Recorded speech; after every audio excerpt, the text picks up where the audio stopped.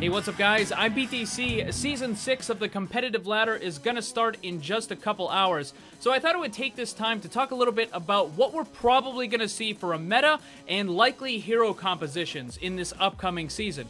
Now, I know some of you don't care about it and you don't want to follow it and you want to do your own thing. That's fine, but keep in mind there are a lot of players who do like to follow it and do try to keep up with the meta. So, if you know what they're going to do, if you know what kind of lineups they're going to use, you're going to be better equipped for your games in order to defeat them. So even if you don't care about the meta, pay attention because it might help you out.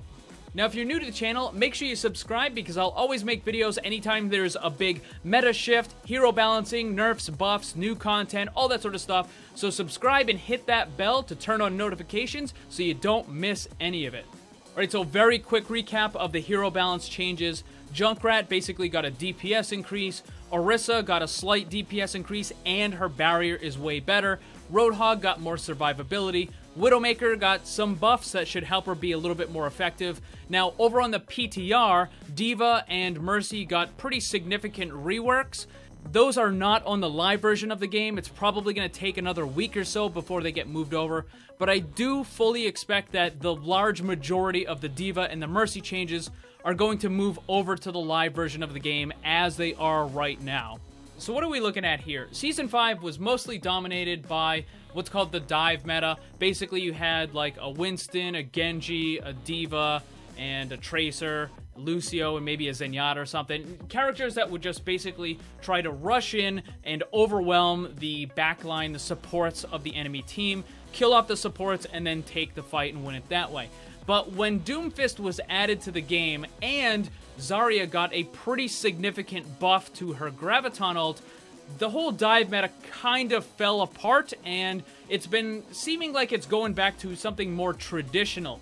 Now, what we're probably going to end up seeing for the large part of Season 6, and I don't know if you guys are actually going to like this or not, we're probably going to see basically a barrier meta. So something very, very heavy, which I thought was probably going to happen when Orisa first got released, but she just wasn't really good enough. But since then, Orisa has gotten quite a few buffs, and this latest one really should kind of put it over the top and make her significantly more viable in that tanking role. So I don't think she's going to replace Reinhardt. Instead, I think we're going to see those double barrier lineups where you have both a Reinhardt and an Orisa.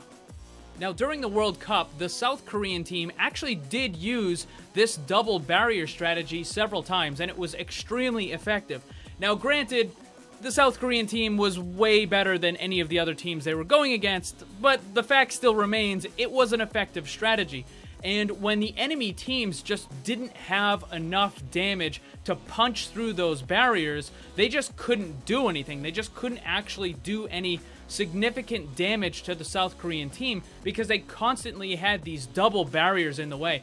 And I think that is probably something that we're going to see quite a bit of now.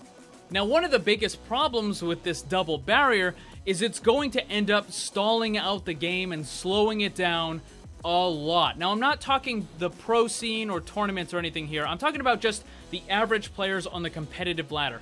What is one of the things that the average players on the competitive ladder always have a really big problem with?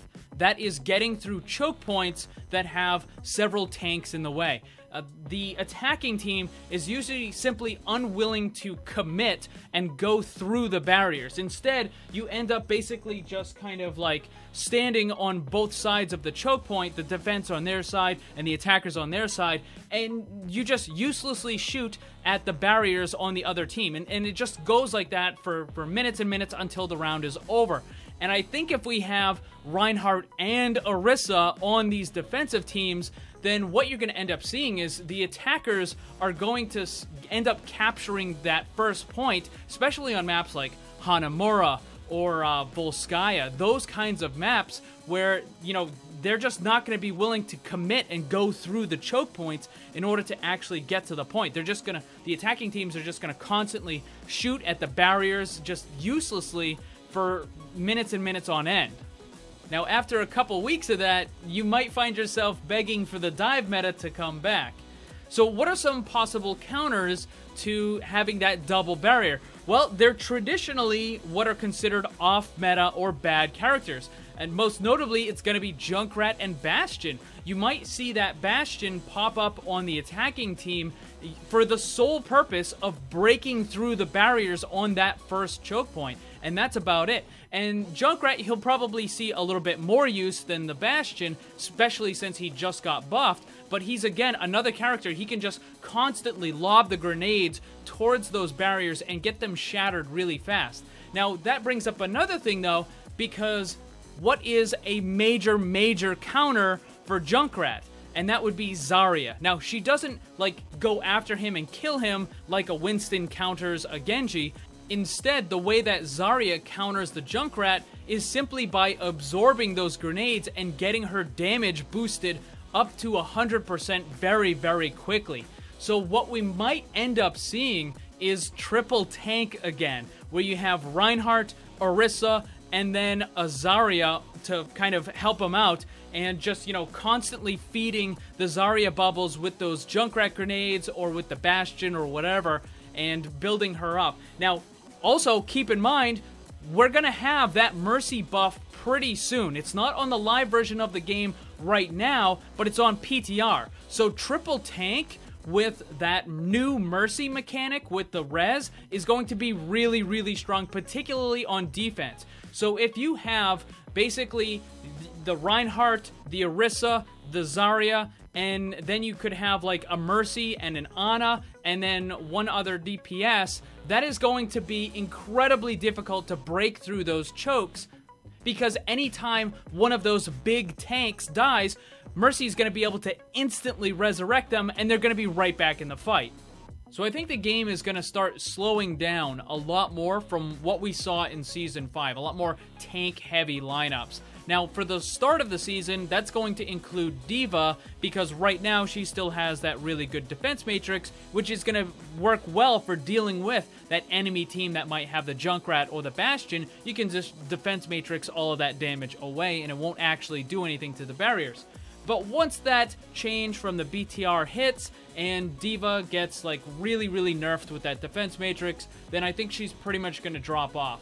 Now, for some of the other characters, I think, yeah, you're going to see a slight increase in Widowmakers, although maybe not that much. And for Roadhog, I think you're definitely going to see a little bit of a pickup of him at the beginning of the season, but I have a feeling that's going to pretty much trail off, because even with this buff to Roadhog, his survivability, it doesn't really fix the main problems that Roadhog has. Even with the buff to his survivability, Roadhog is still one of the worst characters in the game. He cannot properly defend his teammates. I mean, the only thing he can do is stand in the way. And if you want somebody that's just going to stand in the way, then you might as well have a Reinhardt with a barrier, right?